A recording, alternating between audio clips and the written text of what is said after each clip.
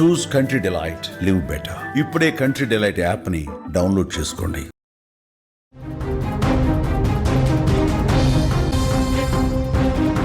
Telangana assembly సమావేశాలు ప్రారంభమయ్యాయి. Assembly సమావేశాల్లో భాగంగా అసెంబ్లీ సమావేశం హాల్ లోపల ఆసక్తికరమైనటువంటి సన్నివేశం జరిగింది.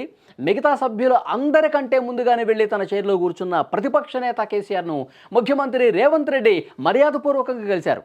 కేసీఆర్ దగ్గరికి వెళ్ళి కరచాలనం చేశారు రేవంత్ రెడ్డి. కేసీఆర్ ఆరోగ్యంపై ఆరా తీశారు.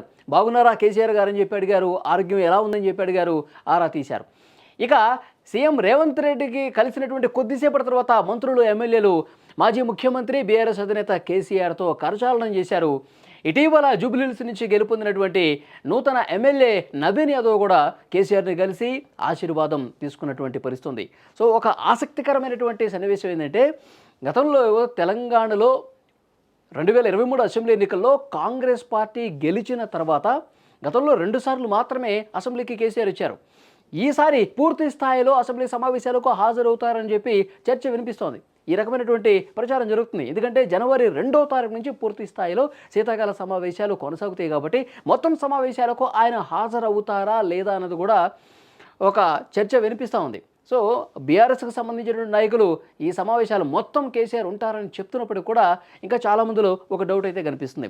ఈరోజు వచ్చిన వెంటనే కేసీఆర్ నేరుగా ఆ అసెంబ్లీ హాల్లో ఆయన అటెండెన్స్ రిజిస్టర్లో సంతకం పెట్టిన తర్వాత నేరుగా ముఖ్యమంత్రి రేవంత్ రెడ్డి వారి దగ్గరికి వెళ్ళారు.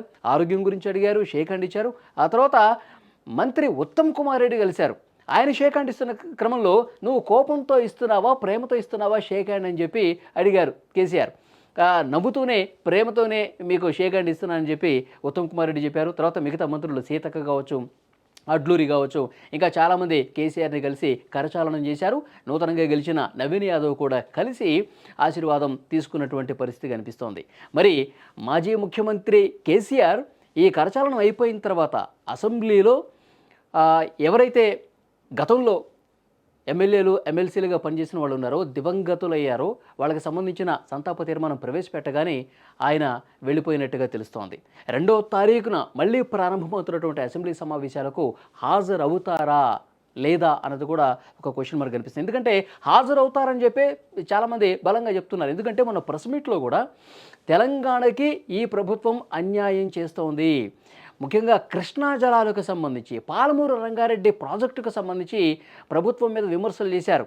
తోలు తీస్తాను, ఇప్పటి నుంచి ఒక లేక అని చెప్పి ఆయన మాట్లాడిన పరిస్థితుంది. సో అంత బలంగా కేసీఆర్ ఆ రోజు ప్రెస్ మీట్లో మాట్లాడినటువంటి నేపథ్యంలో పూర్తి స్థాయిలో సమావేశాలకు హాజరై నీటి వాటాలకు సంబంధించి, సాగునీటి ప్రాజెక్టులకు సంబంధించి, తెలంగాణకు దక్కాల్సినటువంటి న్యాయానికి సంబంధించి ఈ ప్రభుత్వాన్ని పూర్తిగా ఇరుకున పెట్టడానికి ఈ సమావేశాలు ప్రతిరోజు కూడా ఆయన హాజరవుతారని చెప్పి ఒక చర్చ బీఆర్ఎస్ నాయకత్వం చేస్తున్నటువంటి పరిస్థితి. చూడాలి. ఎందుకంటే గతంలో కూడా ఆయన 2 సార్లు అట్లా వచ్చి ఇట్లా వెళ్ళిపోయారు కాబట్టి ఈసారి కూడా అదే విధంగా ఉంటుందా, లేకపోతే పూర్తి స్థాయిలో సమావేశాల్లో పాల్గొంటారా లేదన్నది కూడా చూడాల్సిన అవసరం అయితే కనిపిస్తోంది. ఇవాళ సమావేశాలు ప్రారంభమైన సందర్భంగా ముఖ్యమంత్రి రేవంత్ రెడ్డి గారు నేరుగా కేసీఆర్ని కలిసి ఆరోగ్యం గురించి అడిగి కరచాలనం చేశారు. అదొక ఆసక్తికరమైన సన్నివేశం. మంత్రులతో కూడా ఆయన నవ్వుతూ మాట్లాడినటువంటి పరిస్థితి ఉంది. ఆ తర్వాత వెళ్ళిపోయారు. 2వ తారీఖు నుంచి ఏం జరగబోతున్నది కూడా చూడాల్సిన అవసరం ఉంది.